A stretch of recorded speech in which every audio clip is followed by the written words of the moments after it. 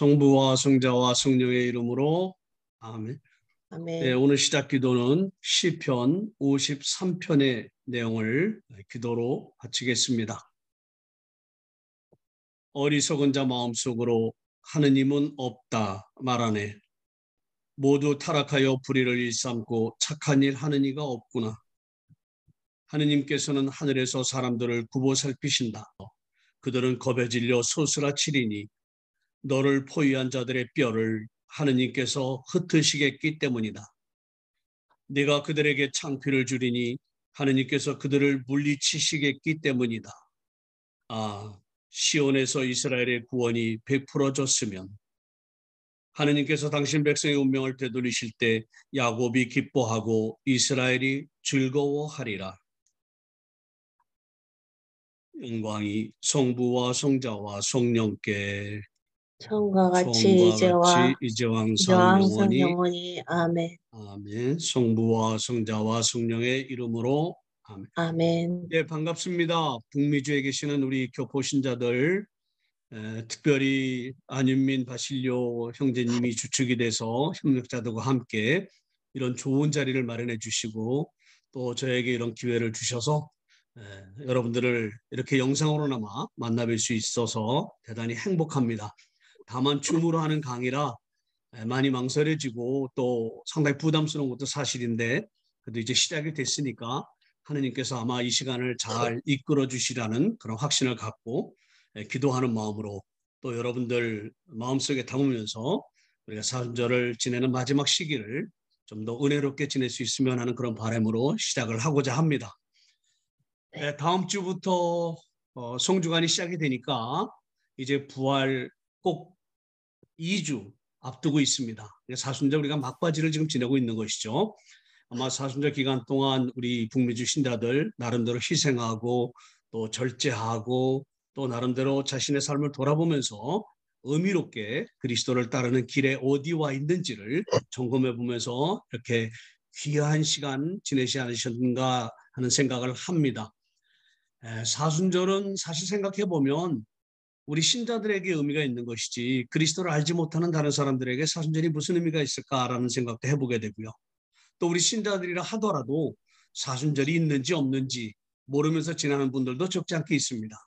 그러나 적어도 사순절의 의미를 알고 살아가려고 하는 우리들에게 있어서는 그 의미가 우리의 삶의 원동력이 되고 또 삶의 생명력을 불어넣는 그런 은총의 시기가 되지 않을까 하는 생각을 합니다.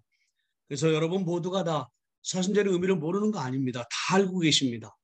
이스라엘 백성들이 에집트의 종살이를 할 때 하느님께서 모세를 보내서 그 종살이로부터 이스라엘 민족을 해방시키고 그리고 유목민이었던 그들이 땅을 차지하고 살 수 있도록 가나안 땅으로 이끌어 주신 이 사건이야말로 이스라엘 백성들에게는 그들의 하느님이 누구인지를 깨닫게 한 사건이었고 또한 우리가 지금 지내는 사순절의 하나의 출발점입니다. 성경에서 40이라고 하는 것은 사실상 상징적인 의미가 풍부한 그런 숫자죠. 그래서 우리는 40일을 지내면서 사순절이라고 하지만 실제로 이스라엘 민족은 에집트로부터 해방돼서 가나안 땅에 들어가기까지 그 척박한 광야의 길을 40년 동안 횡단하면서 때로는 하나님을 원망하기도 하고 때로는 하나님께 등 돌리기도 하고 또 인간의 절망적인 부르짖음을 하나님께 쏟아내면서 그렇게 힘들게 이 40년의 삶을 살았습니다. 그리고 급기야 하나님께서 마련해 주신 가나안 땅에 들어가서 정착해서 살 수 있는 그런 민족이 되었고 그때서야 비로소 그들은 자기들을 불러주신 하나님이 어떤 분인지 구체적으로 깨닫고 느끼고 그렇게 살았습니다. 이렇게 시작된 이스라엘의 삶을 우리는 잘 알고 있습니다. 이런 하느님의 역사하심 속에서 탄생한 이스라엘 백성은 후손 대대로 출애굽 사건을 기억하고 기리면서 일상의 삶 안에서 하느님을 만나고 하느님과 함께하는 삶을 통해서 행복한 삶을 꾸려가는데 최선의 노력을 다해왔고 그렇게 그들의 역사를 만들어 왔습니다. 우리는 그 점을 잘 알고 있습니다. 이런 전승을 이어받아서 유다인들은 철저하게 가선과 기도와 단식이라는 이런 세 가지 실천적인 행위를 실천하면서 사순절의 의미를 살았던 것이죠. 이스라엘 백성들이 1년을 지내면서 여러 가지 절기를 지냅니다. 축일을 지내죠. 그 절기와 축일은 예외 없이 에집트로부터 해방 사건을 기념하는 축제들입니다. 그러니까 결국 이스라엘 백성의 한 1년 동안의 역사는 선조들이 겪었던 하느님과의 체험을 다룬 출애굽 사건을 재현하는 시간들이었다. 그러니까 이스라엘 백성의 1년의 그 시간이라고 하는 것은 끊임없이 하느님의 은총을 느끼고 또 하느님과 함께하는 그런 삶을 만들어가기 위한 그런 시간들로 채워지고 있다는 걸 보면 역사라는 것 자체가 이스라엘 백성들에게는 출애굽의 연속이라고 볼 수 있어요. 이스라엘 백성들은 뭐를 했느냐? 자선과 기도와 단식을 했던 것이죠. 이 점은 우리가 굉장히 깊이 생각할 필요가 있어요. 우리는 40일이라고 하는 일정 기간, 정해진 시간 동안 이렇게 지내면서 부활의 축제를 맞이하기 위해서 준비하지만 이스라엘 백성들은 자선과 기도와 단식을 어느 일정 기간 정해진 시간에만 하는 것이 아니라 1년 내내 평생 동안 그걸 삶의 하나의 실천적인 모습으로 구현하기 위해서 노력해 왔다는 것을 우리는 다시 한번 이 기간에 상기해 볼 필요가 있지 않을까 싶습니다. 그래서 자선과 기도와 단식이 도대체 무엇이었을까라는 걸 우리는 이 시간에 먼저 한번 생각해 보고 사순절 살아왔던 우리의 삶의 의미를 되돌아보는 가운데 부활을 향한 우리의 여정이 어떻게 마무리 지어지고 어떻게 새로운 삶으로 연계되어져야 될 것인가 하는 것도 생각을 해봤으면 좋겠습니다. 특별히 북미주에 사시는 여러분들 고향을 떠나서 여러 가지 어려운 사회 환경 속에서 나름대로 삶도 개척하고 그 가운데서도 신앙을 지키며 살아가는 것 결코 쉽지 않았을 것이고 또 한편으로 생각해 보면 신앙이 여러분을 받쳐주고 힘이 되어주는 그런 은총이었고 또 축복의 시간이 아니었는가 하는 생각도 동시에 해보게 됩니다. 동전의 양면처럼 외국 땅에서 사는 여러분의 삶이 고통과 어려움 속에서 신앙이 때로는 거북스러운 하나의 멍해처럼 느껴질 수도 있었겠지만 또 한편으로는 그것이 여러분의 삶을 가볍게 하고 힘겹게 희망을 가지고 살아갈 수 있게 하는 그런 원동력이 되지 않았는가 하는 생각도 해보면서 기도와 자선과 단식이라는 유다인들이 실천적으로 실천해왔던 삶을 이 사순일 동안 우리는 과연 어떻게 해왔을까라는 걸 생각해 볼 필요가 있습니다. 사회가 많이 바뀌었습니다. 환경도 달라졌습니다.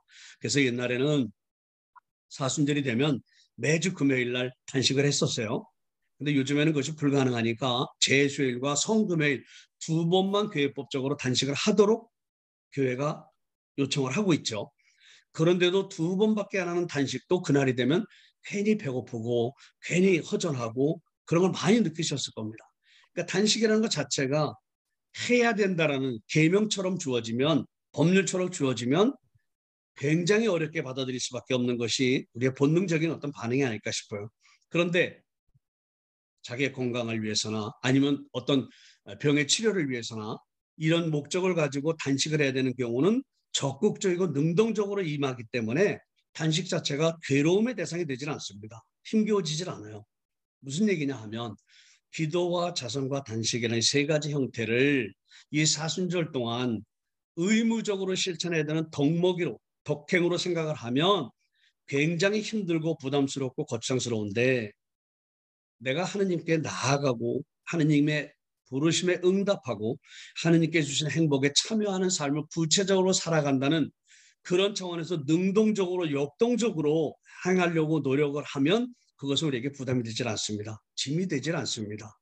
그런 점에서 생각을 해보면 자선과 기도와 단식이라는 이 세 가지 형태의 삶이 이 사순기간 우리의 삶에 있어서 얼마만큼 중요한 부분을 차지했었는지 이 시간 우리가 한번 반성해 보는 것도 이스라엘 백성들의 유산을 우리가 얼마큼 제대로 이어받고 있는지를 점검하는 계기가 되지 않을까 하는 생각도 합니다.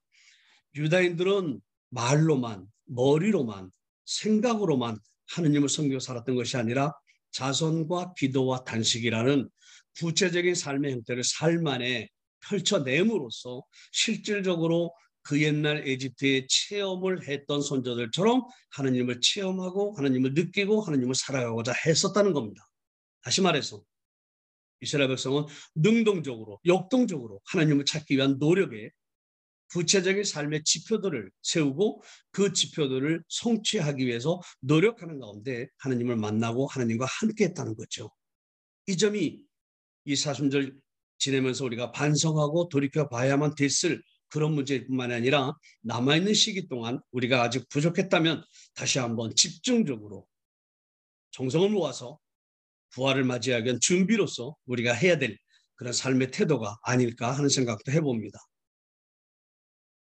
사실 이집트로부터 해방된 이스라엘 민족은 이집트 땅을 떠나는 첫 순간부터 우리가 종살이 했더라도 이집트에 있었다면 먹을 것 걱정 안 하고 마실 것 걱정 안 했는데 우리를 이 광야에 끌어내다가 죽일 작정이냐라고 모세에게 하소연했었습니다. 인간의 본능적인 반응입니다. 이에 대해서 하느님께서 인간의 요구와 욕구가 합당하고 타당하다고 한다면 언제든 들어줄 준비가 되어 있었던 그런 분으로서 모세를 통해서 바위에서 물을 하늘에서 만나를 내려주셔서 그들의 불평을 잠재우고 그들의 고통에 함께하고 계신다는 것을 확인시켜 주셨습니다. 즉 우리는 살아가면서 여러 가지 필요를 느낍니다. 그런데 그 필요가 개인적인 어떤 욕구일 수도 있고 본능적으로 당연히 가져야 될 그런 필요일 수도 있습니다. 하느님께서는 우리의 요구가 정당하고 필요하고 당연한 것이라면 언제든 들어주실 준비가 되어 있다는 것을 바위에서 내린 물과 하늘로부터 내려준 만나의 표징을 통해서 확인시켜 주셨습니다. 이렇게 시작된 이스라엘 백성의 삶은 가나안 땅에 들어가기까지 40년이란 긴 세월 동안 어떤 면에서 보면 고통의 나날을 보냈던 그런 시간이었습니다. 아마 이스라엘이나 요르단 성지순례 하신 분들은 잘 아시겠지만 그 광야가 어떤 곳인지 사실 광야와 사막은 좀 다릅니다. 개념이. 광야는 물도 있습니다. 사실은 풍부하지가 않지만 인간이 살 수 없는 척박한 땅입니다. 그런 척박한 땅을 걸어서 40년 동안 하느님께서 말해주신 가나안 땅을 향했던 그들의 삶의 여정들, 그 순간순간들은 그야말로 때로는 하느님을 느끼게 했던 은총의 시간일 수도 있었을 것이고 때로는 하느님이 원망스러웠던 고통의 시간들이었을 수도 있었어요. 그럼에도 불구하고 끊임없이 지속됐던 40년은 긴 시간은 급기야 그들이 가나안 땅에 이를 수 있는 그런 여정으로서 그들의 삶의 뒤안길에 자리하고 있던 그야말로 하느님과 체험의 은혜로운 순간들이었습니다. 그래서 그들은 가나안 땅에 정착을 하게 됐고 아까 말씀드렸던 것처럼 그로부터 그들은 계속해서 세세 대대로 후손들로 이어지는 역사 안에서 아까 말씀드린 구체적인 삶의 행태, 물론 율법이라는 큰 테두리가 있습니다만 실천적으로는 기도와 자성과 단식이라는 아주 구체적인 그런 행위를 역동적으로 수행해내면서 일상 안에서 하느님을 체험하고 하느님을 만나기 위한 노력을 했었습니다. 오늘 우리는 교회 안에서 사순절을 지내면서 그런 노력을 다시 해나갑니다.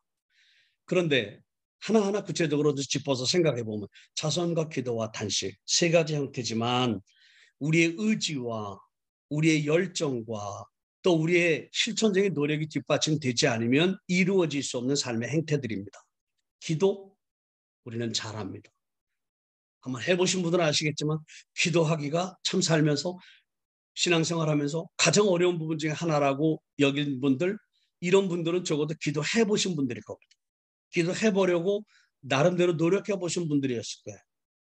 교회에서 공동체에서 함께하는 공동체 기도 이거 말고 개인적으로 우리가 하느님께 바치는 기도 정말 우리가 몇 시간씩 앉아서 TV 화면을 지켜볼 수 있고 몇 시간씩 어떤 운동을 하거나 오락을 할 수는 있어도 단 한 시간 기도하기는 결코 쉽지 않다는 것을 우리는 잘 압니다. 우리가 하느님을 직접 대하고 하느님을 만나지 못하는 보지 못하는 그런 한계도 있기 때문에 그럴지도 모릅니다. 그런데 생각해 보면 내가 좋은 사람들과 앉아서 함께 대화를 나누면 시간 가는 줄 모르게 그렇게 많은 내용들을 쏟아내고 많은 내용들을 듣고 그러면서 자리에 함께합니다. 좋은 사람들과 함께하는 그 순간 그 자리는 삶의 행복을 느낄 수 있게 하는 그런 자리이기도 하고 그 시간은 결코 지루하거나 힘들지 않습니다. 계속 이어가고 싶은 그런 시간들입니다. 함께 한다는 것 자체가 기쁨이죠. 하느님이 우리와 함께 하시기 위해서 당신의 외아들을 우리에게 보내주셨어요. 급게 하느님은 당신의 외아들을 통해서 우리와 함께 하시는 임마누엘이신 당신의 외아들을 보내주심으로써 우리와 함께 하시는 분이 되셨습니다. 예수님께서도 부활하신 다음에 제자들을 세상에 파견하시면서 너희는 온 세상에 가서 모든 사람을 내 제자로 만들어서 성부와 성자 성령의 이름으로 세례를 베풀어라. 내가 세상 끝날까지 너희와 함께 있겠다라고 언약해 주셨어요. 그리스도께서 우리와 함께 하신다. 이건 이따 잠시 후에 말씀드리겠습니다만 부활 사건이라는 통해서 구체화되고 사실화된 사건입니다. 이렇게 하느님은 당신의 외아드님의 생애를 통해서 특별히 부활을 통해서 우리와 함께 하시는 분이 되셨어요. 기도는 함께 하시는 하느님을 만나고 그분과 함께 하는 겁니다. 그렇기 때문에 우리가 기도 안에서 하느님을 만난다는 그 기쁨, 벅찬 그런 환희, 이것을 우리가 느끼지 못한다면 기도는 우리에게 늘 부담스러운 그런 것으로 다가올 수밖에 없을 겁니다. 그런데 만남이라는 것도 한 번의 만남과 두 번, 세 번, 네 번, 다섯 번의 만남이 각각 다릅니다. 즉 만남 자체도 많아지고 그리고 이것이 일상화되어야만 그 만남의 의미도 그만큼 더 깊어지는 거예요. 그래서 부부가 함께 사는 것이겠죠. 또 가까운 친구는 시간이 되는 대로 자주 만나게 됩니다. 만남의 횟수가 깊어질수록 친구와의 친밀도도 깊어지는 것처럼 하느님과의 만남의 횟수가 얼만큼 깊어질 수 있고 많아질 수 있느냐에 따라서 하느님과의 친밀성의 어떤 그 지표가 이렇게 정해지겠죠. 우리가 기도한다는 것이 바로 그런 겁니다. 기도는 다른 것이 아니고 하느님과 함께하는 순간이고 하느님을 만나고 하느님과 함께 머무는 그런 시간입니다. 그러기에 많은 말을 쏟아내야만이 내가 기도할 수 있는 것이 아니고 많은 화려한 언변을 통해서 하느님의 마음을 움직이게 하는 것이 기도가 아니고 기도는 그야말로 하느님 앞에 겸허한 자세로 나서는 것이고 우리의 마음을 여는 겁니다. 즉 하느님께서 나를 지배하시도록 그분에게 시간을 마련해 주는 자리, 이게 기도라고 저는 생각을 해요. 물론 교회 안에서 공동체가 함께 기도하는 게 있어요. 그리고 개인적으로 바치는 여러 가지 기도도 있습니다. 그 모든 것은 다 한 가지 목적으로 통합니다. 그것은 뭐냐? 하느님을 만나는 거예요. 하느님과 함께하는 겁니다. 그러기에 우리가 평소에 바쁜 일상 가운데서 하나님을 만나기 힘들고 하나님께 시간을 내드리기 힘들고 또 하나님께 우리의 정성을 봉헌하기 힘들었다 하더라도 적어도 이 사순 기간만이라도 다시 한번 흐트러진 우리의 마음을 다시 추스리면서 우리의 정성을 모아서 마음을 모아서 뜻을 모아서 하나님께 시간을 내드릴 수 있는 그런 시간, 이런 자리를 마련해 드리는 것, 이것이 기도의 시간입니다. 아마 유다인들이 일상 안에서 실천해 왔던 이런 삶을 우리 사순절이나 특별한 기간 안에서만이라도 다시 한번 재충전의 의미로 우리를 다시 일으킨다는 그런 의미로 이런 시간을 마련하는 것, 이것이 바로 기도의 어떤 생활 태도가 아닐까 하는 생각도 해봅니다. 그래서 얼마 남지 않은 이 사순 시간을 살아가면서 우리가 지나왔던 사순 이 시기 동안 제대로 기도하지 못했던, 하느님께 시간을 마련해 주지 못했던 그런 어떤 시간들이었다면 얼마 남지 않은 이 시간 동안만이라도 한번 집중해서 그야말로 역동적인 우리의 힘을 모아서 하느님께서 나를 차지하고 내 마음 안에 들어오실 수 있도록 마음을 열 수 있고, 그러기 위해서 그분께 자리를 내드려야 됩니다. 우리는 좋은 친구와 만나면 내 말을 많이 하기보다 친구의 말을 많이 듣는 걸 더 좋아합니다.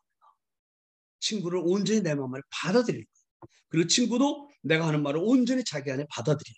그래서 친교가 이루어지고 일치가 이루어져요. 그렇듯이 많은 말을 하느님께 쏟아내기보다는 하느님의 말을 들을 수 있도록 내가 자리를 마련하고 시간을 마련해드리는 이런 삶의 자세로서의 기도의 형태, 이거는 사순일 동안 우리가 다시 한번 짚어봐야 될, 그리고 신앙의 고귀한 유산으로서 우리에게 주어진 이런 선물을 우리가 구체적으로 살아가는 삶의 형태로서 한번 시도하고 또 노력해야 될 그런 부분이 아닐까 싶습니다. 그리고 자선과 기도와 단식이라는 데면서 세 번째 단식이라는 문제를 다시 한번 생각해 보면, 먹는다는 것은 본능적인 기본적인 욕구입니다. 이것마저 포기하는 거 쉽지 않습니다. 그런데 먹을 것이 없어서 굶어야 되는 것과 먹을 것이 풍부하지만 안 먹는다고 하는 것은 근원적으로 다릅니다. 먹지 않는 건 똑같지만 그 의미는 본질적으로 다릅니다. 이스라엘 백성은 이집트로부터 해방됐을 때 먹을 것이 없어서 굶주린 배를 움켜잡아야 했습니다. 당연히 하느님께 하소연할 수밖에 없었어요. 하느님께 불평을 터뜨릴 수밖에 없었어요. 그러나 지금 우리가 하는 단식은 그런 단식이 본능적으로 욕구를 하느님께 청하는 그런 의미에서의 단식이 아니라 그야말로 먹을 것이 있고 풍부하지만 본능적인 욕구를 내가 절제하면서 절제하는 그 자리에 하느님의 사랑을 넣는다고 하는 의미. 그리고 요즘엔 뭐 간헐적 단식도 하고 여러 가지 단식도 하잖아요. 자기 건강을 위해서 단식하는 사람도 굉장히 많습니다. 그럼 왜 단식을 해야 되는가? 이 단식의 의미는 본능적인 욕구를 절제하면서 내 생명이 하느님에게 있고 하느님께서 나를 살게 해주신다는, 인간은 먹어야 사니까요. 나를 살게 해주신다는 그 근원적인 의미를 그 안에서 우리가 깨닫도록, 그래서 내가 살기 위해서 먹어야 했던 그 양을 내가 절제하는 그만큼 양식 때문에 고통을 겪고 있는 이웃들에게 나누어 줄 때 비로소 단식의 의미는 완성이 됩니다. 단식은 단순하게 내가 먹지 않는 행위로 끝나는 것이 아니라 굶주리고 있는 우리의 이웃에게 나누어 줄 때 이것이 바로 자선이죠. 내가 가진 것이 많아서 이웃에게 나눠주는 것이 아니고 내가 풍부해서 이웃에게 나눠주는 게 아니고 그리고 물질만 나누는 것이 아니고 내 정성과 사랑, 내 능력, 내가 가지고 있는 것 이런 것들을 공유하고 함께하는 이것이 바로 단식과 자선의 의미입니다. 이 출발점은 어디에 있느냐? 하느님은 모든 사람이 행복하기를 바라셔요. 그런데 우리는 하느님 앞에 섰을 때 그 무엇의 우선에서 내가 행복하기를 현실 한번 직시해 보면 아마 우리가 쉽게 이해할 수 있지 않을까 싶어요. 여러분들 우리나라 사람들, 여러분들 북미에 거주하시지만 한국 사람들이니까요. 한국 사람들은 보면요. 정말 열심히 일들을 하셔서 나름대로 생활터전을 이렇게 만들고 또 삶을 윤택하기 위해서 노력을 합니다. 근데 가만히 보면 그렇게 땀 흘리고 그렇게 노력해서 결과적으로는 그 모든 걸 자손들에게 이렇게 나누어주고 자손들에게 전해주는 여기에 부모들의 어떤 마음이 모여져 있는 것이 아닌가 하는 생각을 할 때가 많아요. 그러니까 상속하고 유산을 넘겨주는 그런 일에는 굉장히 많은 마음을 쓰고 있어요. 그런데 비해서 그리스도교 문화가 바탕이 되고 있는 유럽 사회나 미국 사회를 보면 많은 사람들은 도네이션 한다고 할 때 혈연 관계를 뛰어넘어서 다른 사람들에게 어려운 처지에 있는 사람들에게 비록 내가 알지 못하더라도 어떤 경로를 통해서 그런 사람들에게 자기의 정성이 전달될 수 있기를 바라고 그들도 그것을 통해서 뭔가 힘을 얻게 되기를 바라는 그런 마음으로 도네이션을 합니다. 어떤 의미에서의 그리스도교적인 자선은 그런 뜻일고 그런 행동일 겁니다. 우리가 자선한다는 그런 행위를 통해서 느껴야 되는 것이 바로 이것이 아닌가 싶습니다. 하나님 앞에 우리가 섰을 때 기도하면서 내 자신의 행복, 내 가정의 행복, 그리고 내가 알고 나와 관계되는 그런 영역에 있어서만 하나님의 축복을 청하는 경우가 너무나도 많죠. 자선도 마찬가지죠. 그런데 우리는 그 범위를 뛰어넘어서 하나님은 모든 사람이 행복하기를 바라신다. 라는 근원적인 정신을 잊어버려서는 안 된다. 그래서 적어도 우리는 사순기간을 살아가면서 이 기간만큼이라도 이해관계를 뛰어넘어서 모든 사람이 행복하기를 바라시는 하나님의 뜻을 실천하면서 하나님을 증거한다는 의미로 좀 더 우리의 마음을 열고 눈을 떠서 우리 이웃을 바라보고 어려운 처지에 있는 그들에게 내가 손을 건넬 수 있고 함께할 수 있는 그것을 통해서 하나님의 사랑을 나눠줄 수 있는 이런 마음으로 자선의 행위를 할 때 비로소 우리는 사순절의 깊은 의미를 살아갈 수 있고 출애굽의 체험을 우리 안에서 재현해 나갈 수 있다. 그런데 이 모든 것이 기도와 자선과 단식이 어디에 연결되어 있느냐? 하나님과 영원히 함께 산다고 하는 오늘 우리가 다루고자 하는 주제로는 그야말로 부활 사상의 연결이 되는 겁니다. 사람은 태어나면 누구나 이 생에서 한 삶을 마감합니다. 많은 권력을 가졌던 사람들이 끝까지 살고 싶어 했지만 결국은 죽을 수밖에 없었어요. 이게 인간의 운명입니다. 인간의 조건입니다. 그런데 한 삶을 살고 우리의 생이 끝난다고 하는 것, 물론 거기에 만족감을 느낄 수 있는 사람도 있을지 모르지만 영원한 생명에 대한 기대는 신앙을 가졌던 신앙이 없던 세상에 태어난 모든 사람들이 가지고 있는 본능적인 욕구가 아닐까 싶기도 합니다. 요즘에는 의학도 발달하고 그래서 인간의 생명의 수명이 굉장히 많이 늘은 것이 사실입니다. 그렇다고 해서 무한정 인간의 생명이 지속될 수는 없어요. 어느 순간인가는 죽음으로 마무리될 수밖에 없습니다. 그럼 정해진 이 기간이 어느 만큼 될지 관계없이 언젠가는 우리가 이 생에서 삶을 마감할 것이라는 것. 그런데 영원한 생명에 대한 기대는 끊임없이 우리의 삶을 자극하고 우리의 삶을 활력 있게 만들어가는 요소이기도 합니다. 그래서 유다인들은 살아가면서 때로는 기도와 자성과 단식과 계명이라는 율법이라는 때로는 힘들고 고통스러운 그런 순간들을 살아가면서도 언젠가 하느님께서 나의 이런 삶의 모습들을 보시고 당신 나라에서 영원히 살게 해주실 것이라는 그런 기대감, 그런 희망을 가지고 살았어요. 이집트의 종살이에서 앞이 캄캄하고 아무것도 보이지 않는 절망의 끝자락에서도 하느님께서 우리를 지켜주실 것이라는 확신을 갖고 기다리면서 희망해 왔던 것이 모세를 통해서 해방을 체험하는 계기가 됐고 그래서 해방의 땅에 살 수 있었던 것처럼 이스라엘 백성들은 끊임없이 역사의 그런 가르침을 삶 안에서 구체적으로 살아가면서 언젠가는 하느님께서 영원히 당신 곁에 살 수 있도록 길을 열어주실 것이다. 그러기 위해서 내가 하느님 앞에 부족함이 없이 살아갈 수 있도록 해야 된다.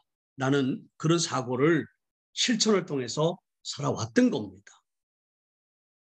결국 우리는 기도하고 자선하고 인식하는 이런 삶의 행태들 얼마나 40 동안 좀 더 집중적으로 해나가면서 이들이 가지고 있었던 부활 다시 산다고 하는 하나님께서 영원히 산다고 하는 그런 개념과 연계시켜서 그렇게 열심히 살았던 것처럼 우리 다시 한번 부활의 의미를 되새기면서 우리의 삶을 다시 추스리는 계기로 삼아야 되지 않을까 하는 생각을 하면서 그래서 부활의 사고를 우리가 어떻게 가져야 될 것인가 하는 것도 한번 생각을 했으면 좋겠습니다. 근데 구약에서는 실제로 구약에 대한 부활에 대한 확실한 개념이 없습니다. 영원한 생명에 대한 기대, 하느님 곁에 살 수 있을 것이다라는 그런 희망은 있었지만 우리가 지금 생각하는 부활이라고 하는 사상은 사실상 정립되지 않았어요.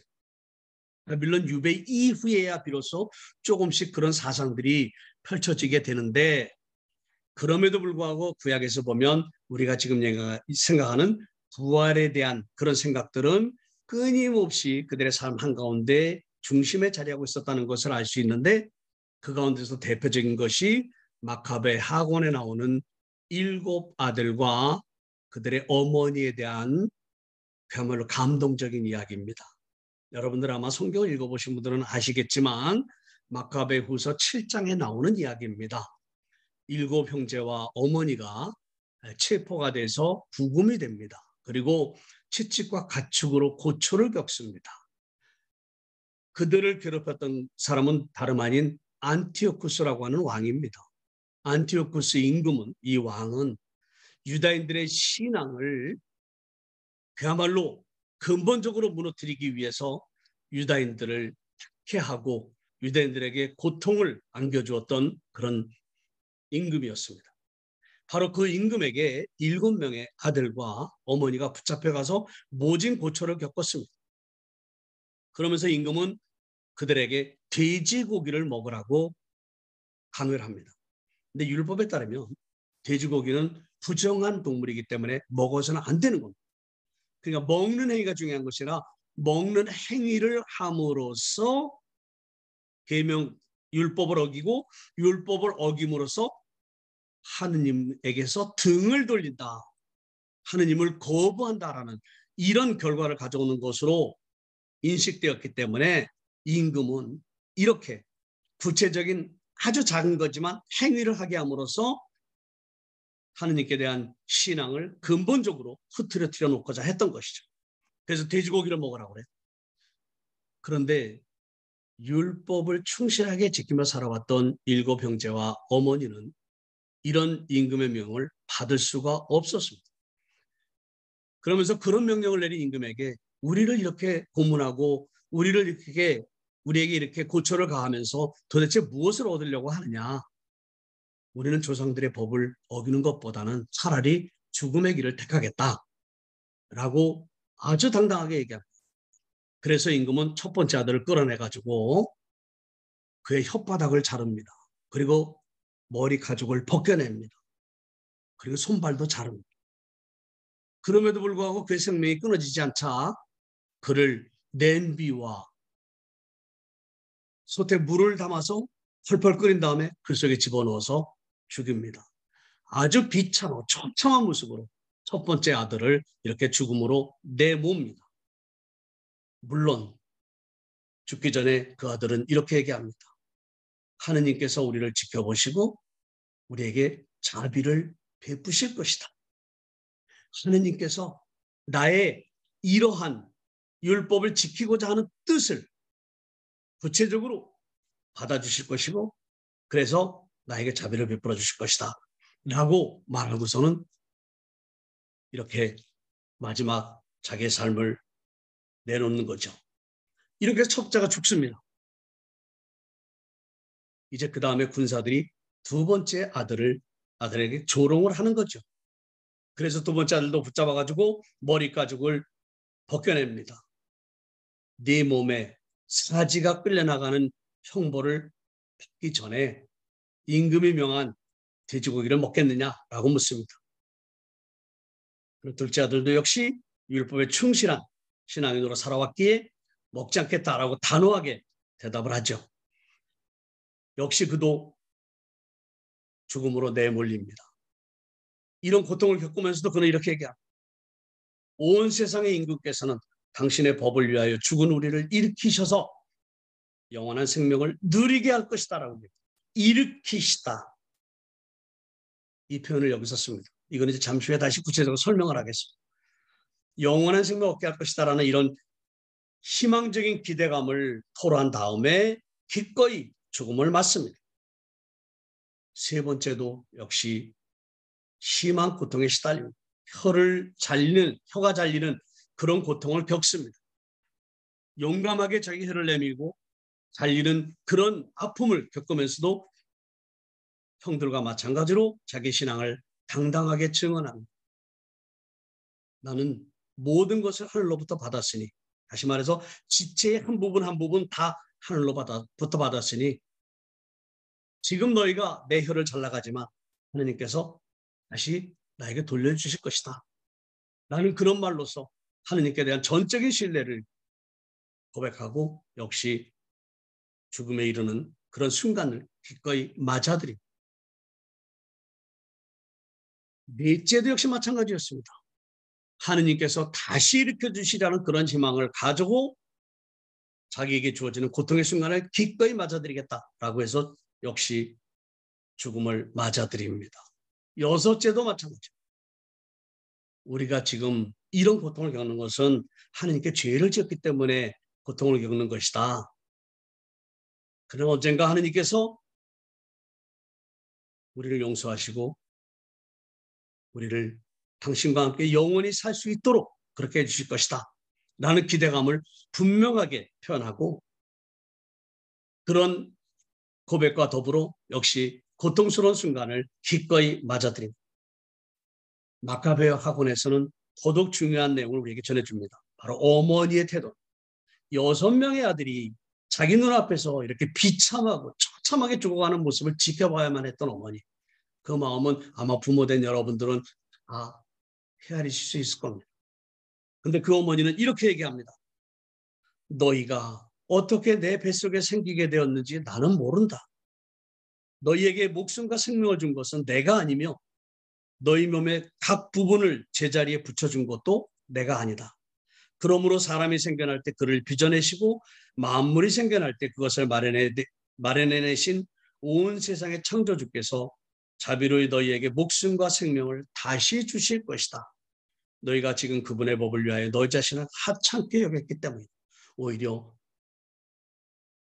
6명의 아들, 비참하게 죽어간 아들, 그들을 칭송하고 그들의 용감한 행위에 대해서 이렇게 어머니는 그 의미를 구체적으로 고백을 하는 것이죠.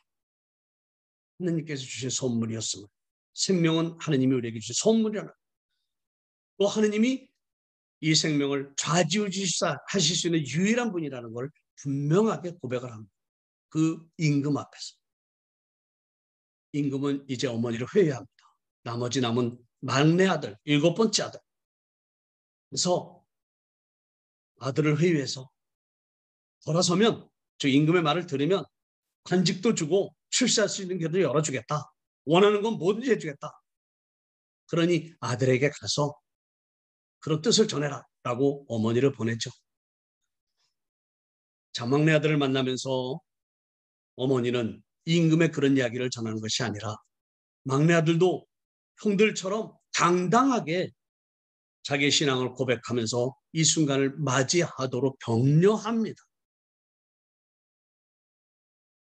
7명의 아들, 어머니 아파하면서 정말 비참하게 설날에서 죽어야만 했던 이 고통스러운 이야기를 전해주면서 마카베 학원의 저자는 이스라엘 백성들이 율법에 충실하게 살았던 이유가 무엇인지를, 그리고 그 의미가 무엇이고 그 순간을 어떻게 받아들일 수 있었는지를 구체적으로 우리에게 제시해 줍니다. 하느님께 대한 희망이었고 영원한 생명에 대한 기대였습니다. 첫째 아들부터 7째 아들까지, 어머니까지 예외 없이 모두가 다 그들이 고백한 내용 속에는 변함없이 다시 일으켜질 것이라는 것에 대한 기대감이었습니다. 이것이 구약에서의 부활에 대한 유일한 그런 어떤 사고를 할 수 있게 해주는 이야기라고 보겠습니다. 자, 신약은 어땠겠는가? 물론 신약의 이야기에서 보면 부활에 대한 사고는 빈 무덤에서부터 시작합니다. 예수님은 분명히 십자가에 처형되셨어요. 묻히셨어요. 그리고 무덤 문은 닫혔습니다. 예수님은 부활하셨습니다. 우리 신앙인이기 때문에, 믿는 사람들이기 때문에 부활하다라는 표현을 아무런 생각 없이 자연스럽게 씁니다. 그러나 예수님이 부활하시기 이전까지 부활이라고 하는 용어 자체가 사실 없었습니다. 부활에 대한 개념은 있었지만 부활하다라고 하는 것의 의미를 구체적으로 표현해 주시는 용어가 사실 어휘가 없었습니다. 빈 무덤 발견의 이야기도 우리에게 많은 걸 시사하는데, 예수님이 돌아가신 분으로, 무덤에 묻히셨던 분으로 부활하신 분인데 그 순간을, 즉 부활하는 장면을 지켜본 사람은 아무도 없습니다. 막달라 마리아 여자가 무덤에 갔을 때 무덤 문은 열려 있었습니다. 예수님의 시신이 거기 있었어야만 했는데 계시지 않았어요. 요한복음은 이렇게 부활 사건을 빈 무덤을 표상해서 우리에게 전해주고 있습니다. 시신이면 당연히 눕혀져 있었어야 될, 거기에 있었어야 될, 그런데 거기에 있지 않았다는 것. 그리고 그분을 쌓고 있었던 암호포와 다른 것들의 수고는 잘 개켜져 있었다는 것. 시신이 없어져. 그래서 당연히 누군가가 시신을 훔쳐갔나 보다 라는 반응을 보일 수밖에 없었다는 걸 요한복음 구체적으로 전해줘요. 그 당시에는 경제적으로 어려웠던 시대이기 때문에 사회적으로 덕망 있는 사람이 죽게 되면 무덤 속에 다른 것들을 다 부장품으로 같이 넣었습니다. 그래서 어려운 경제 환경 속에서 적지 않게 많은 사람들이 무덤을 도구를 했어요. 그래서 무덤 속에 부장품을 이렇게 훔쳐가곤 했습니다. 그래서 로마 황제는 무덤을 도구로 하는 사람들의 사형 선고를 내릴 정도로 칙령을 내리기도 했었어요. 그러니까 예수님의 시신이 없었다라고 하는 사실 자체는 당연하게 인간적인 어떤 반응을 불러일으켰느냐? 누군가가 시신을 훔쳐갔다. 당연한 겁니다. 그런 상황에서 예수님은 제자들에게 발현을 통해서 당신이 부활하시는 분이라는 걸 확인시켜 주셨어요. 그런데 중요한 것은 아까 7 형제와 어머니에 관한 아주 비참하고 처참했던 이야기, 마카베아고는 전해준 이야기 제가 다시 반복해서 말씀드렸습니다만, 거기서 각 형제들이 유일하게 희망을 가지고 죽음을 맞아들였던 것은 뭐냐? 하느님께서 우리를 다시 일으켜 주실 것이다 라는 것이었어요. 영원한 생명에 참여하게 해주실 것이다. 예수님의 부활. 보세요. 용어가 없었다고 제가 말씀드렸는데 신약 성경은 한결같이 부활 사건을 얘기하면서 어떻게 얘기하느냐. 하느님께서 당신의 외아들을 죽음으로부터 일으켜 세우셨다. 이렇게 이야기합니다. 일으켜 세우셨다. 죽은 사람은 서 있지 못합니다. 죽은 사람은 누워 있을 수밖에 없어요. 서 있다고 하는 것 자체는 이미 살아있음을 증명합니다. 제가 강의할 때마다 늘 여담조로 얘기합니다만 여러분들 제일 편할 때가 언제예요? 누워 있을 때예요. 여러분 온몸이 땅에 닿아 있는 순간이 가장 편한 거고 어떻게 보면 가장 행복한 순간입니다. 그리고 그 다음에 편할 때가 앉아 있을 때예요. 다시 말해서 우리의 몸의 반 땅에 닿고 이러면 좀 더 편해져요. 그러면 서 있는 거 두 발이 버티고 있죠. 누워 있는 것보다 훨씬 힘든 겁니다. 사실은. 한 발로 서 있는 것도 힘들어요. 다시 말해서 우리 육체가 땅에 많이 닿아 있으면 있을수록 편한 것이고 적게 닿으면 닿을수록 힘든 거예요. 그런데 적게 닿으면 닿을수록 뭐가 필요하느냐? 우리의 의지적인 역량이 필요하다. 서 있으려는 노력을 해야 돼요. 우리는 자연스럽게 쓰고 자연스럽게 걷고 자연스럽게 뛰고 그러니까 그렇지만 이제 연세가 들고 근력이 빠지고 그러다 보면 걷는 것도 힘들고 정말 온 힘을 다하지 않으면 걷기 힘들 때가 많아요. 그래서 연세 드신 분들이 침대에서 넘어지거나 아니면 뭐 길거리에서 뭘 부딪혀서 넘어지거나 해서 고관절이 다치게 되면 굉장히 걱정들을 많이 하죠. 고관절을 다치게 되면 수술을 해서 고관절을 다시 제자리를 잡도록 하긴 합니다만은 수술한 다음에 완치될 때까지 기부스하고 그러다 보면 많은 시간이 지나죠. 그 근육은 더 빠져버립니다. 그 이미 연세가 들어서 근육이 없는 상태에서 근육이 다 빠져버리니까 고관절 치료는 됐지만 일어설 수가 없는 거예요. 그래서 연세 드신 분들이 고관절을 다치면 살아있긴 하되 이게 살아있는 거냐라고 생각할 정도로 정말 힘든 순간을 살아갈 수밖에 없게 됩니다. 그래서 굉장히 많이 조심들 하잖아요. 바로 이 용어적인 측면에서 보면 부활을 체험한 사도들이 부활하신 주님을 만났는데 죽음으로부터 일으켜 세워주신 분이에요. 이분을 어떻게 전해야 될 것이냐. 주님이 부활하셨다는 걸 어떻게 얘기해야 될 것이냐. 부활한다라는 단어가 없고 어휘가 없는 상황이었으니까요. 그래서 사도들은 바로 그런 표현을 생각해낸 것이죠. 하느님께서 당신의 외아들을 일으키셨다. 예수님 부활 사건의 내용을 전하는 전체의 어휘들 가운데 99.9%가 죽음으로부터 일으켜 세우셨다는 거예요. 그러면 주체는 누구예요? 하느님입니다. 예수님 자신이 뻘떡 일어난 것이 아니고 하느님이 당신의 외아들을 일으켜 세우셨습니다. 끝까지 순종하신 당신의 외아들을 보시고 그분을 죽음으로부터 일으켜 세우셨다. 끝까지 계명에 충실하고 율법에 충실했던 7명의 형제와 어머니 그들을 일으켜 세우실 거다. 바로 그 고초를 겪었던 7명의 아들과 어머니는 그런 기대감 속에서 목숨을 내놓을 수 있었던 것이고 구약에서 이렇게 가졌던 희망은 예수님 안에서 부활이라는 것으로 완성이 됩니다. 그래서 일으켜 세우다라는 것은 굉장히 중요한 건데 아까 말씀드렸던 것처럼 이건 우리에게 하느님이 주신 선물입니다. 일으켜 세우는 건 하느님이시니까요. 죽은 사람을 다시 일으켜 세우는 건 하느님이 주신 선물. 라자로 다시 일으켜 세우셨죠. 야이로의 딸 다시 살려주셨죠. 다 일으켜 세운 겁니다. 모르겠어요. 부활을 우리가 어떻게 설명해야 될지. 왜냐하면 부활한 장면은 아무도 본 사람은 없어요. 그들이 본 것은 빈 무덤뿐이었어요. 저는 개인적으로 25년 전에 오늘 본당에 본당 신부로 있을 때 추석날 아침이었습니다. 새벽 미사에 이제 올라가야 되는데 추석날은 우리 신자들이 또 특별히 연령들을 위해서 손주들을 위해서 기도하기 위해서 굉장히 많이 오시잖아요. 새벽 미사 성당이 꽉 차는데 새벽에 일어나서 이제 미사를 들어가야 되는데 일어나려고 하는 순간 몸을 조금도 움직일 수가 없었어요.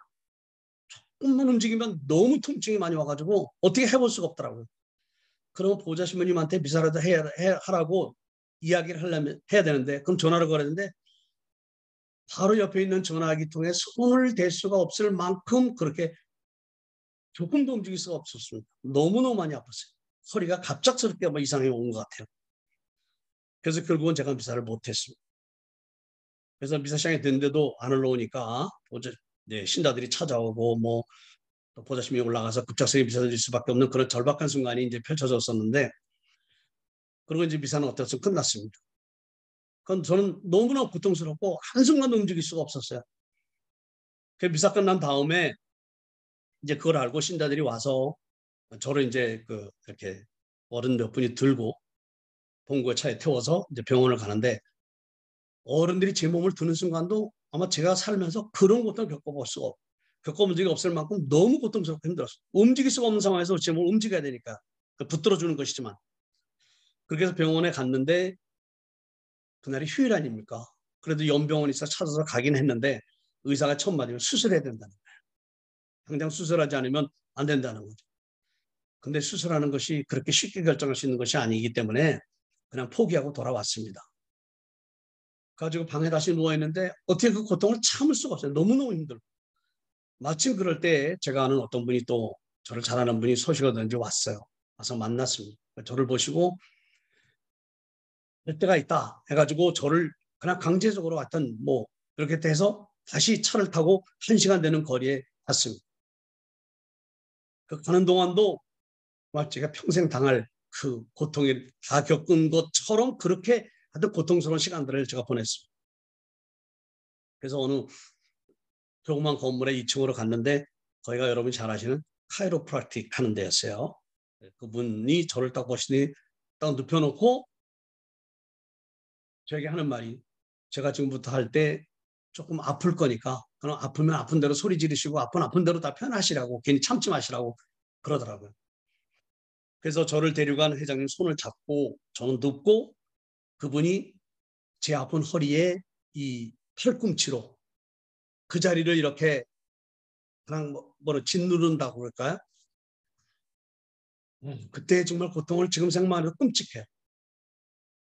근데 움직일 수 없어 아플 정도 그런 상황에서 뭐 치료라고 하는 그런 차원에서 이루어진 행위라고 생각을 하고 그 순간을 받아들여야 되겠다라고 하면서 참아냈는데, 얼마나 제가 힘들었는지 제가 잡은 손에 우리 회장님 손이 당신이 아파서 소리를 지를 정도로 제가 그렇게 손을 꽉 잡았었나 봐요.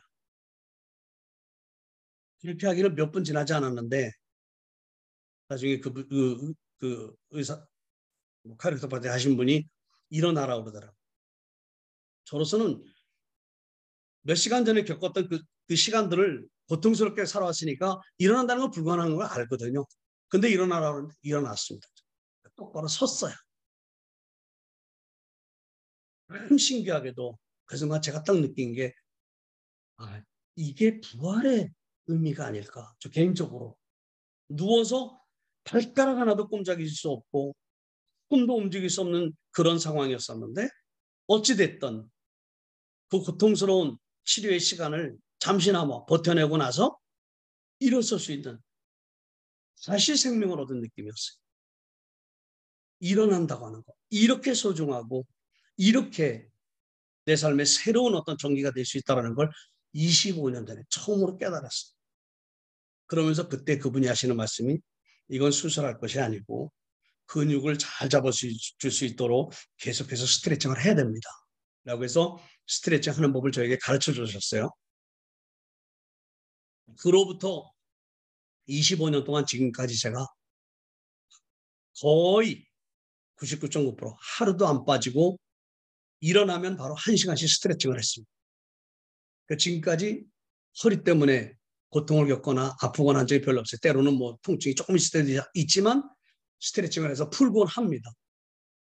그래서 무슨 일을 하든 어디를 가든 시간이 정해지면 그 시간보다 1시간은 꼭 스트레칭 1시간을 먼저 잡고 이렇게 운동을 해서 일으켜졌을 때 그 행복과 그 기쁨을 계속 이어가고자 하는 그런 노력을 하면서 또한 동시에 내가 내 몸을 위해서 1시간씩 이렇게 살아있다고 하는 그 건강을 지키기 위해서 이렇게 25년의 시간 빠짐없이 스트레칭을 했는데 내가 하나님을 위해서 얼마나 시간을 내가 그분께 내드릴 수 있을까? 또 있어야 될까? 이런 생각도 참 많이 하면서 나름대로 기도하면서 또 하나님과 함께하는 시간을 갖고자 합니다.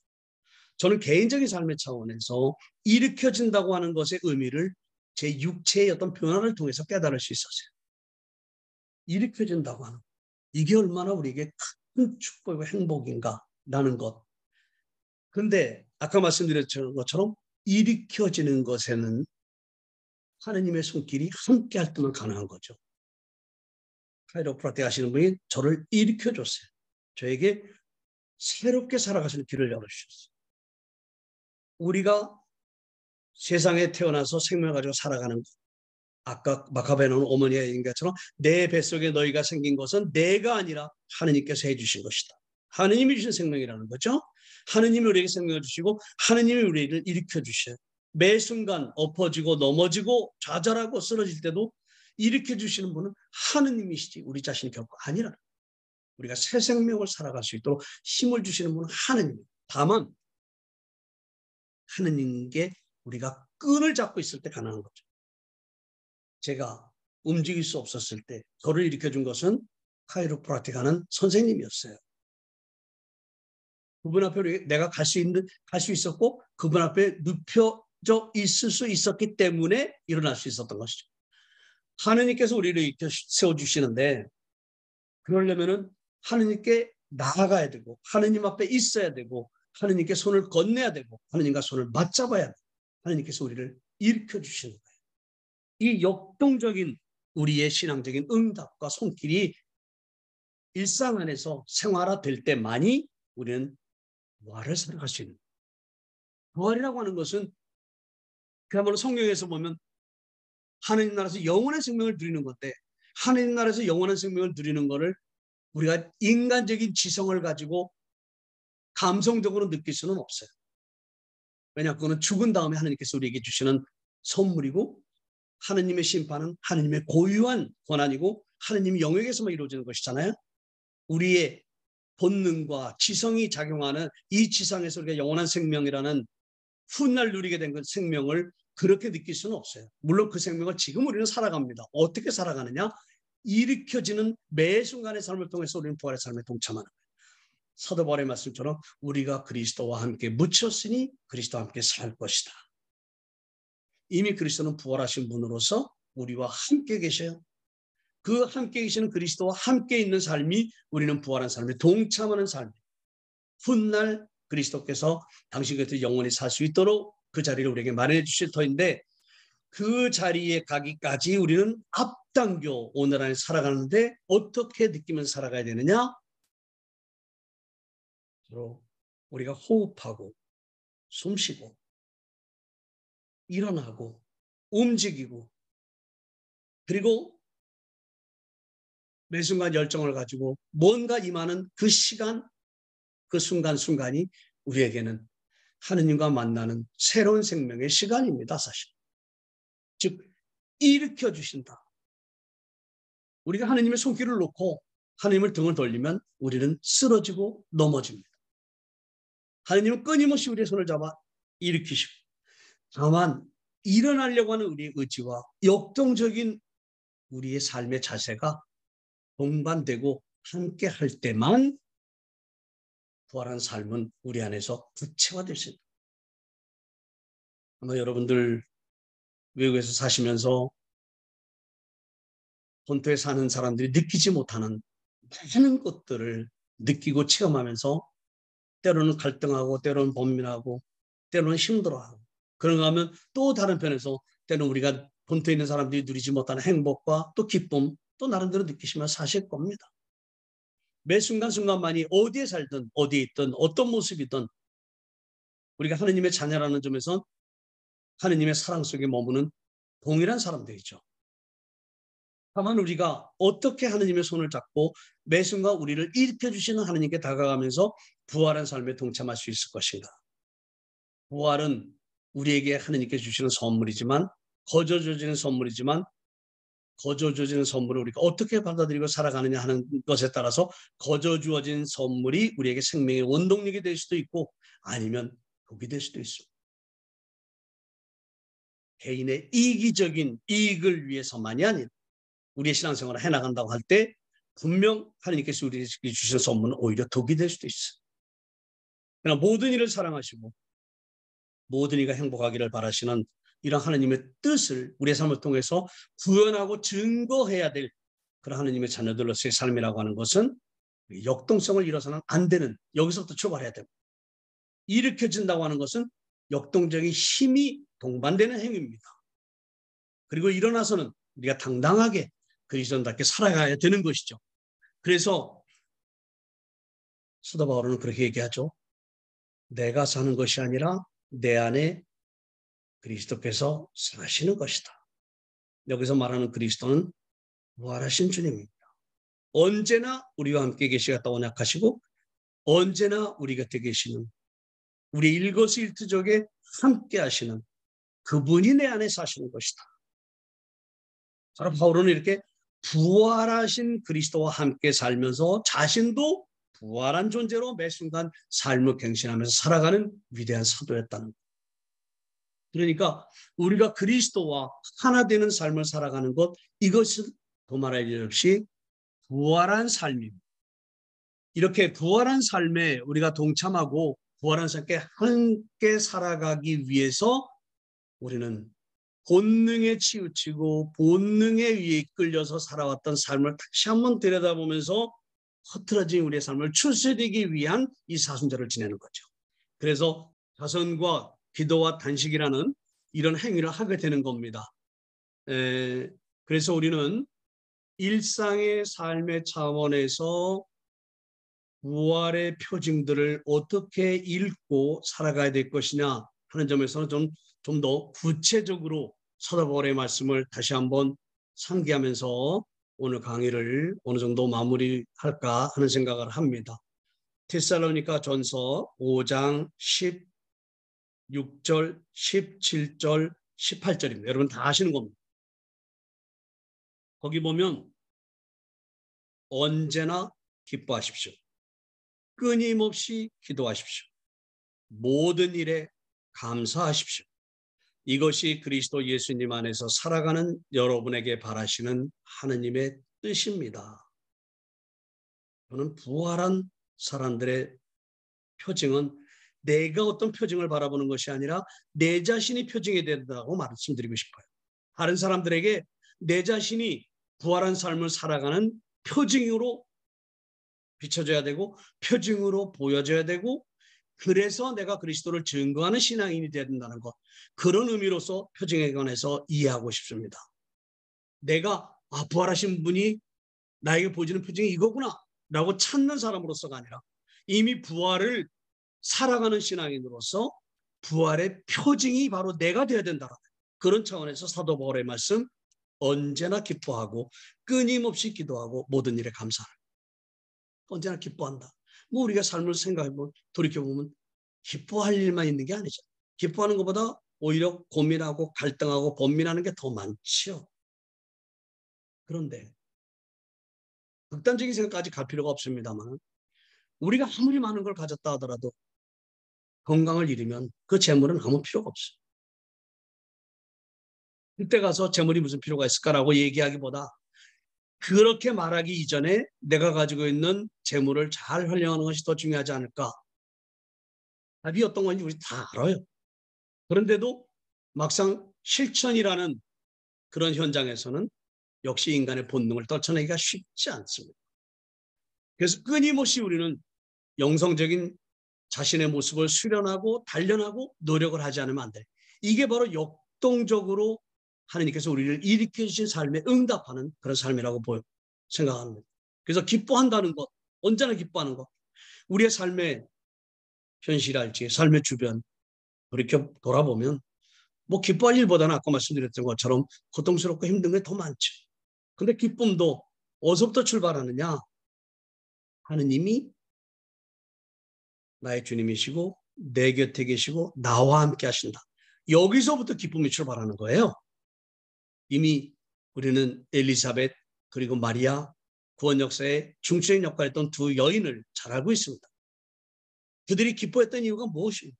스가랴도 마찬가지죠. 하느님께서 함께 해주셨다는 거. 여기서부터 기쁨이 출발하는 거예요. 그러니까 어떤 걸 우리가 기쁨이라고 얘기해야 되느냐라는 걸 우리가 이해해야만이 언제나 기뻐하라는 의미를 우리가 깨달을 수 있어요. 인간적인 기쁨, 인간적인 행복, 그래요. 누구든지 얘기할 수 있어요. 그러나 성서에서 얘기하는 사도 바울가 말하는 이 기쁨은 하느님과 함께하고 거기서부터 유발되는 기쁨입니다. 그러니까 하느님과 함께하고 있다고 한다면 늘 기뻐할 수 있는데 그러기 위해서 우리가 끊임없이 기도하라는 거예요. 끊임없이 기도하라는 것은 하느님 안에 끊임없이 머물러 있으라는 거죠. 이스라엘 백성이 하느님을 등졌을 때는 어느 순간이었느냐? 하느님이 우리와 함께 있지 않은 것 같다, 아는 것 같다라고 느낄 때 하느님을 등지고 다른 신을 찾았던 겁니다. 하느님에서 느끼지 못했던 것을 다른 신에게서 얻으려고 했던 거예요. 그런데 그것은 하느님이 함께 계시지 않았던 것이 아니라 그들의 생각이 딴 데 있던 것이죠. 그들이 바라는 게 딴 데 있었던 것이에요. 그렇기 때문에 하느님이 아니라 딴 데서 얻고자 했던 것이에요. 그런데 결국은 하느님께로 되돌아갔을 때 그들은 진정한 삶이 무엇이고 진정한 행복이 무엇인지 찾을 수 있었던 것이죠. 그래서 끊임없이 기도하라는 거는 이렇게 우리가 하느님 앞에 끊임없이 말을 하라는 게 아니에요. 끊임없이 뭔가 되뇌라는 것이 아니에요. 끊임없이 성경을 보고 있고 끊임없이 기도문 읽으라는 게 아닙니다. 끊임없이 하느님과 함께 하라는 거죠. 이런 부부의 관계, 부모와 자식 간의 관계, 비록 집을 떠나서 일터를 가도 아니면 친구를 만나기 위해서 어디를 가도 부부가 함께하고 있다는 기본적인 인식, 그리고 가족이 함께한다는 것, 늘 기본처럼 가슴 안에 자리하고 있는 것처럼 하느님이 내 안에 계시다고. 식구 중에 누군가가 제 시간이 됐는데 오지 않으면 걱정스럽잖아요. 이거는 이미 마음속에 그 존재가 한 자리를 차지하고 있다는 거거든요. 그러면 내가 하느님의 자녀로서 한순간순간 서야 될 자리, 있어야 될 자리, 바로 거기에 있는지 이거를 생각해보고 돌이켜보는 건 이것도 내가 하느님 앞에 서 있는, 하느님과 함께하고 있는 구체적인 그런 어떤 삶의 행태가 아닐까 싶습니다. 항상 문제는 내가 있어야 될 자리에 있지 않고 내가 서 있을 곳에 서 있지 않은 여기서부터 문제가 발생하는 거잖아요. 그렇듯이 신앙인으로서 내가 있어야 될 자리, 서 있어야 될 곳, 이거를 제대로 가늠하고 제대로 판단하고 그것이 흐트러지지 않도록 나를 추스려가는 그런 순간순간들이 저는 기도하는 그런 삶의 자세라고 생각해요. 즉 하느님이 내 삶의 주관자고 내 안에 계시다는 것. 나는 하느님과 함께하고 있다는 것. 이게 사순 동안 우리가 구체적으로 더 깊이 가슴 깊이 느낄 수 있는 그런 어떤 축복, 행복의 시간이 아닐까 싶습니다. 그리고 모든 일에 감사하십시오. 언제나 기뻐하고 끊임없이 기도하면 감사는 자연스럽게 나올 수밖에 없습니다. 그리고 모든 것에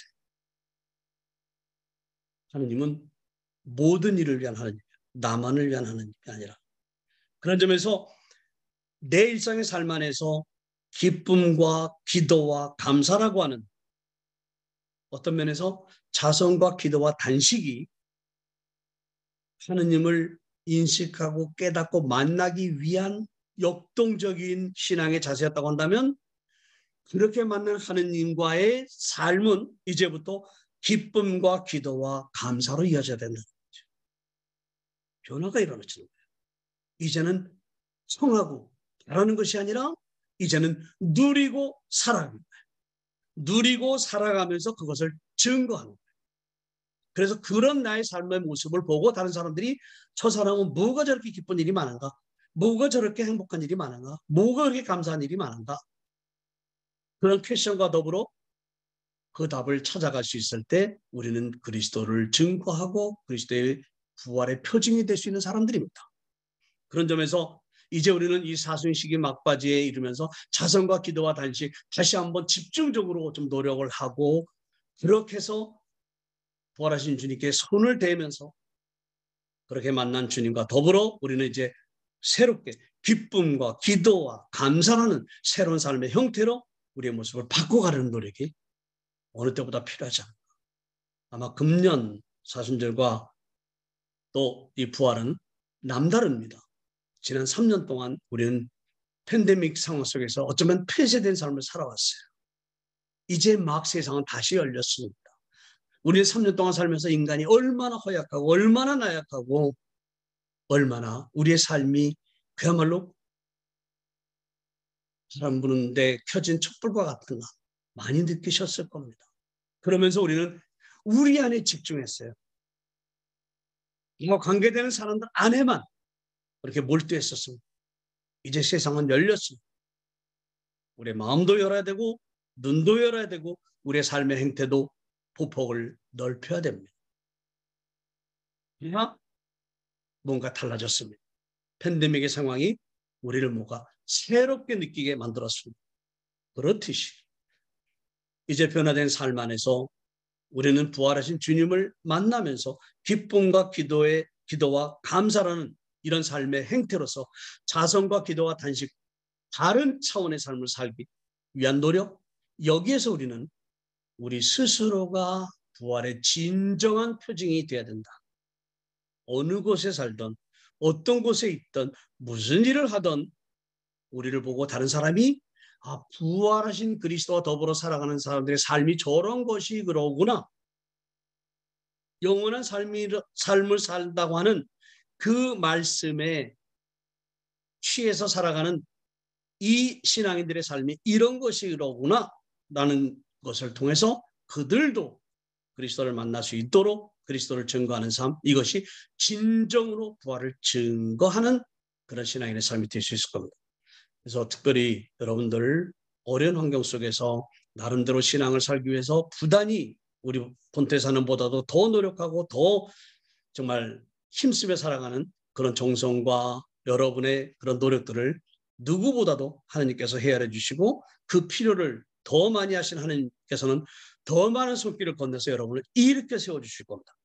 일으켜 세워주시는 그분의 손 뿌리치지 마시고 더 가깝게 다가가고 더 가까이서 꽉 쥐고 그래서 거기서부터 힘을 얻어서 여러분의 삶을 더 역동적으로 이렇게 만들어 가시면서 정말 신앙이 우리의 삶을 얼마나 풍요롭고 기쁘고 행복하게 만들어주는지, 그리고 신앙이 얼마나 우리를 인간답게 살아가게 하는지, 얼마나 우리의 생명의 소중함을 가치 있게 살아가도록 해주는 것인지를 여러분 스스로도 깨닫고 또 그런 깨달음을 구체적인 삶의 표현을 통해서 다른 사람에게 전달해주는 그야말로 복음을 증거하는 신앙인으로 살아가게 되시기를 진심으로 바라고 기도하면서 이 강의를 수차례지만 마무리하고자 합니다. 감사합니다. 이런 시간 주신 주님께 감사하면서 마친 기도 다 같이 마음 모아 바치도록 하겠습니다. 성부와 성자와 성령의 이름으로 아멘. 아멘. 주님, 지난 3년의 시간은 지구촌 전체를 두려움과 공포로 내몰았던 코로나 바이러스가 지배한 암울하고도 처참한 시기였습니다. 수백만 명이 세상을 떠났고 헤아릴 수 없는 많은 사람들이 지금 이 순간에도 생명과 죽음의 기로에서 고통을 호소하고 있습니다.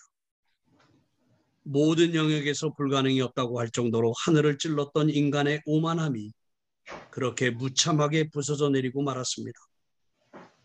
우리를 너무나 사랑하신 나머지 당신의 외아된 힘을 우리에게 보내주신 주님, 여기저기서 들렸던 고통의 신음소리와 죽음에 대한 공포와 두려움은 끝이 없이 인류를 더욱 비참하고 암울하게 만들 것만 같았습니다. 하지만 코로나 시대가 절망과 좌절만을 남겨둔 것이 아님을 저희는 고통의 긴 시간을 버티어 견뎌내며 깨닫게 되었습니다. 인간의 한계가 분명하게 노출된 코로나 시대야말로 인간이 어떤 모습으로 살아야 할지를 깊이 숙고하게 했습니다. 또한 생명이 인간의 소유물이 아니듯 죽음도 인간이 좌지우지할 수 있는 것이 아님을 다시 한번 깊이 묵상할 수 있었습니다. 너무나도 값비싼 대가를 치르고서야, 너무나도 깊은 상처와 고통을 감내하고서야 더 나아가 죽음과 삶의 절박한 기로에서야만 했던 고통스러운 순간을 겪고 나서야 비로소 삶과 죽음의 실체를 새롭게 깨닫게 되었습니다. 하지만 주님, 생명에 대한 지나친 집착이 얼마나 위험한 결과를 초래할 수 있는지를, 생명에 관한 인간의 과도한 지배력 욕구가 얼마나 불행한 결과를 만들어낼 수 있는지를 깨닫게 될 수만 있다면 3년간의 암울하고 고통스러운 시간들도 잊고 싶은 과거가 아니라 새롭게 맞이할 수 있는 은총의 기회가 되지 않을까 싶습니다. 부활을 통해 끝없는 희망과 영원한 삶을 언약해 주신 주님, 주님의 사랑과 시선이 머물고 있는 일상에서 접하는 매 순간이야말로 부활하신 주님께서 현존하시는 바로 그 자리임을 깨달을 수 있게 되기를 간절히 소망합니다. 오늘의 시련과 고통이 그저 피하고 싶은 아픔으로만 남기보다는 힘들고 괴롭더라도 주님께 다가가는 또 하나의 길임을 깨닫게 되길 또한 희망합니다. 오늘 우리가 생각하고 행하고 계획하는 모든 일들이 우리의 오만함과 교만함을 더하기보다는 주님께서 몸소 보여주신 겸손함과 온유함을 배우는 주님 닮기의 과정이 되기를 바라봅니다. 사순 시기를 이제 끝내려는 우리 모두 온몸으로 감내해야만 했던 암울하고 절망적이었던 지난 3년의 고통스러웠던 시간들을 3년의 공생활 마지막 순간에 걸머지셔야만 했던 십자가의 고통을 이겨내신 주님을 닮아가는 데 필요한 시간들이었음을 깨닫게 해주시기를 간절히 청해 봅니다. 또한 하루하루의 삶이 더욱 주님 부활을 증거하는 삶이 될 수 있도록 저희 모두를 이끌어 주시고 저희와 함께 해 주시기를 간절한 마음으로 기도합니다. 주님, 십자가의 고통을 기꺼이 받아들이시어 우리 모두가 주님 곁에서 살 수 있도록 길을 열어주셨듯이 우리도 일상 안에서 주님 현존을 느끼며 주님 닮아가는 삶을 통해 우리의 이웃들에게 주님이야말로 세상의 유일한 임금이심을 깨닫게 하도록 열심히 살고자 하오니 당신의 힘센 손길과 타오르는 사랑의 불길을 저희 안에 놓아주시옵소서. 부활하시어 영원한 생명의 길을 열어주신 우리의 주님 그리스도의 이름으로 비나이다. 아멘. 주님께서 여러분과 함께 부활사제의 영과 함께 전능하신 천주 성부와 성자와 성령께서는 여기 모인 모든 이에게 강복하소서. 아멘. 아멘.